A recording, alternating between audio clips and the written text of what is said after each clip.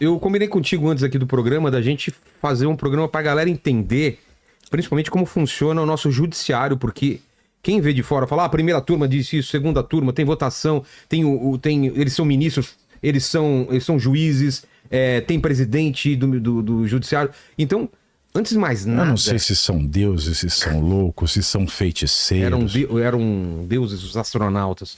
Eram deuses os juízes são ministros. Explica pra gente como que funciona o poder judiciário e qual é a função dele na nossa democracia, ou deveria ser. Bom, eu posso dizer como deveria ser, né? Porque não é como deveria ser.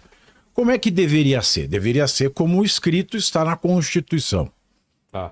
Porque hoje a gente fala um monte de asneira, principalmente quem está do lado do perseguidor. Isso acontece com o ser humano. Tem um troço na nossa vida que se chama Schadenfreude.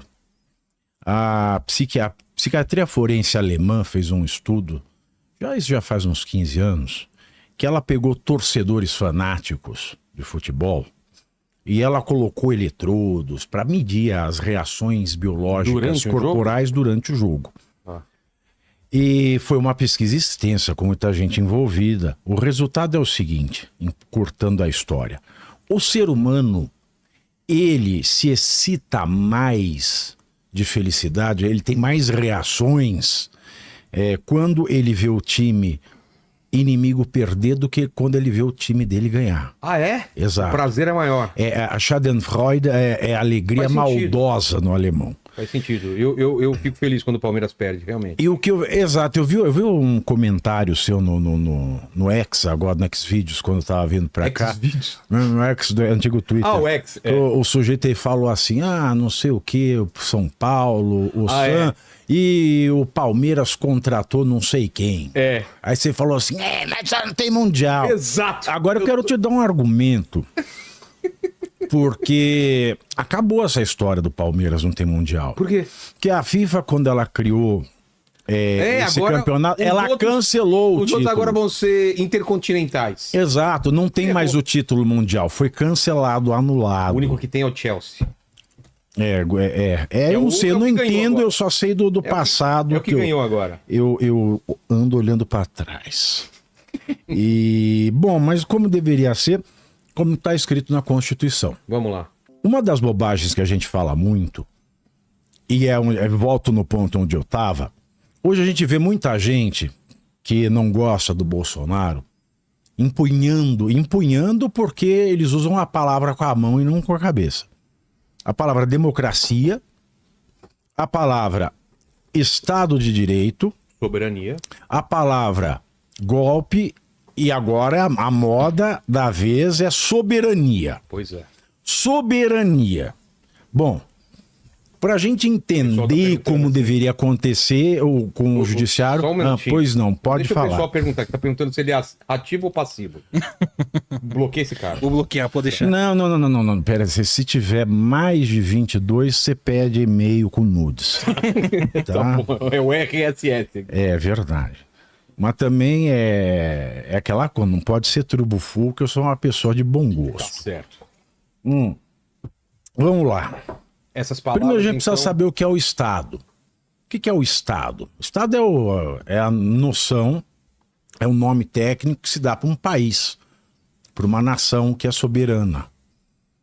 O Estado, eu vou usar aqui a definição de um petista, de um fundador do PT, professor Dalmo de Abreu Dallari.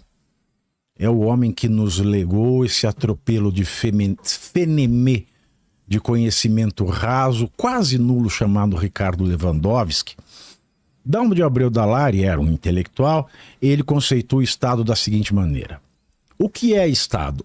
Estado, se fosse numa equação, seria o seguinte, Estado igual território, povo e direito.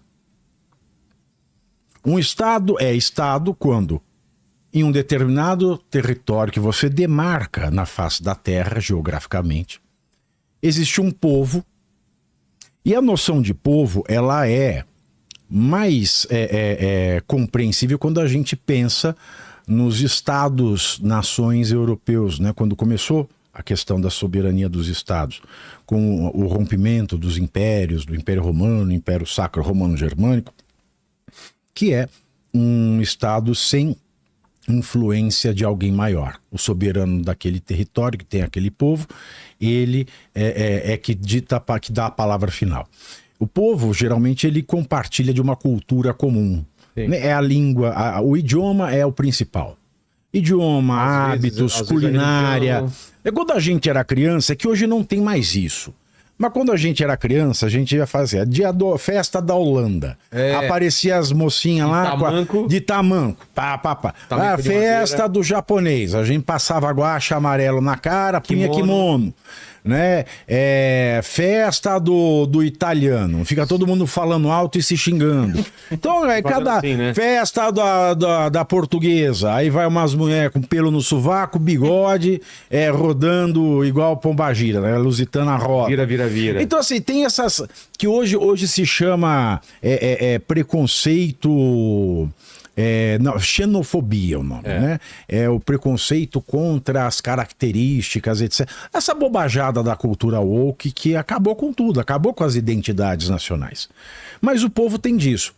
Agora, existem dois tipos de povo. Esse conceito tradicional e o conceito que é um conceito que se aplica ao Brasil e aos Estados Unidos, né? Que são os dois maiores expoentes dessa questão de povo, que é o povo da imigração. São pessoas que escolhem ou que não tem outra alternativa e vão morar longe do seu povo de origem. Então, o conceito de povo hoje é o conceito daqueles que são cidadãos de um estado porque nascem ou, pelo direito, eles têm a cidadania daquele estado. Então, o povo brasileiro é o que nasce no território brasileiro ou, não nascendo no território brasileiro, o que o direito diz que pode ser brasileiro ou não, como o caso de uma criança que nasce de um pai e de uma mãe brasileiros que estão fora do país, cumprindo uma missão oficial. Então você veja que são três conceitos intrincados: território, direito e povo. Um está de braço dado com o outro. Território é fácil imaginar, povo a gente acabou de descobrir o que é, e direito é o terceiro componente. Aí se faz a pergunta: o que é o direito?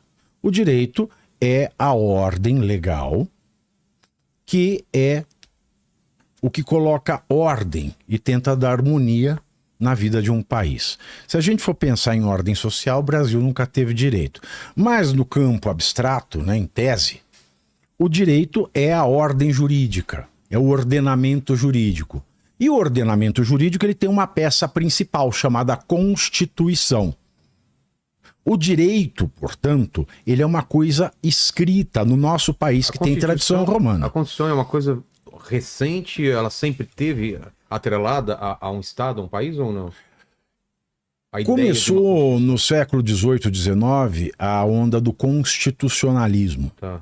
Né? A questão da formação dos Estados liberais, ela ocorre juntamente com o constitucionalismo, que é um documento que coloca basicamente a estrutura do Estado e o que há de fundamental nele.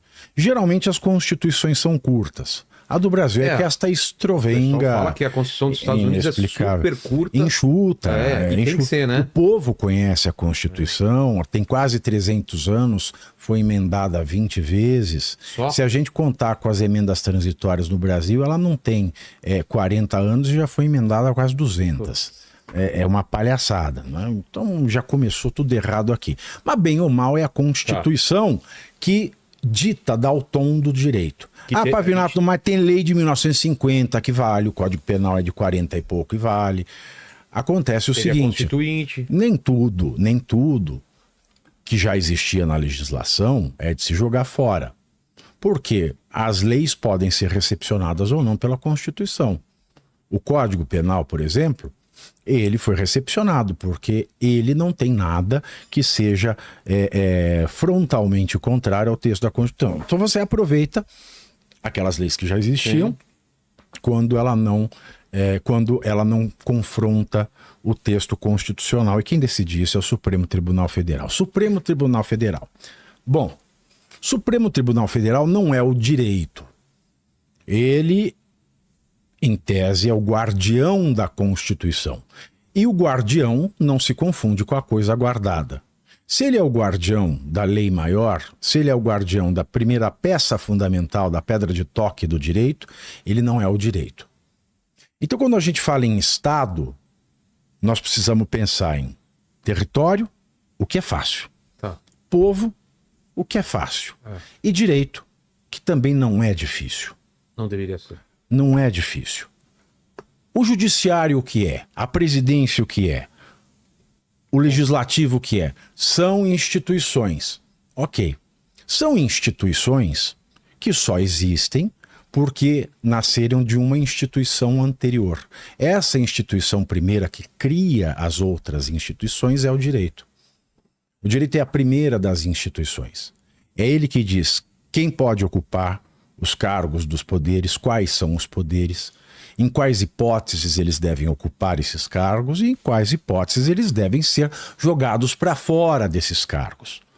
E a Constituição de 1988, ela adotou uma tradição que já existia nas constituições brasileiras, que é a famosa tripartição de poderes, que foi muito bem desenhada por Montesquieu no seu livro O Espírito das Leis.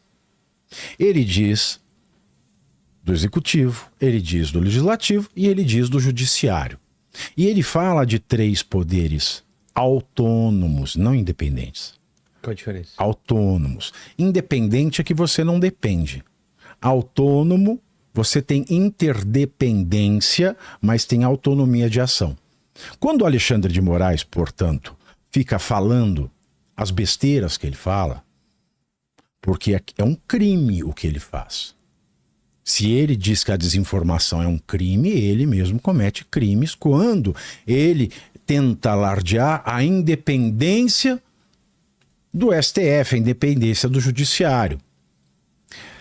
Ainda mais porque o judiciário, ele é um poder que ele só atua quando é provocado. Então, o judiciário é o mais dependente dos poderes. Primeiro porque ele depende da feitura das leis pelo legislativo, da aprovação das leis e da aplicação das leis pelo executivo, e quando ele vai julgar alguma causa, ele precisa que alguém fora do judiciário crie essa causa. Então, se tivesse um conceito de dependência dentro dos poderes, o judiciário e o STF, ele é o órgão de cúpula do poder judiciário do Brasil, é o órgão de cúpula, depois dele não há mais nada.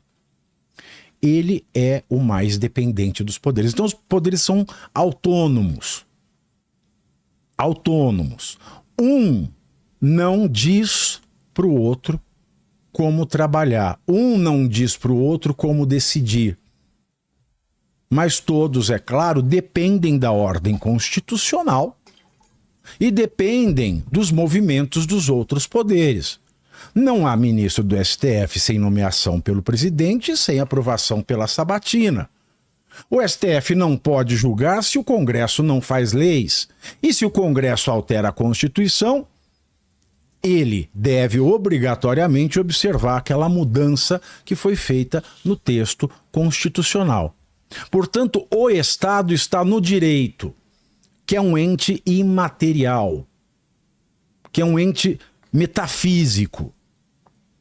O Estado está no povo, que também é o coletivo de cada um dos seres vivos que são brasileiros. E o Estado está no território, que é a nossa porção dentro do globo terrestre. Logo, quando eu falo de soberania nacional, eu falo de soberania do Estado. E da mesma maneira, quando eu falo em golpe de Estado, eu falo em golpe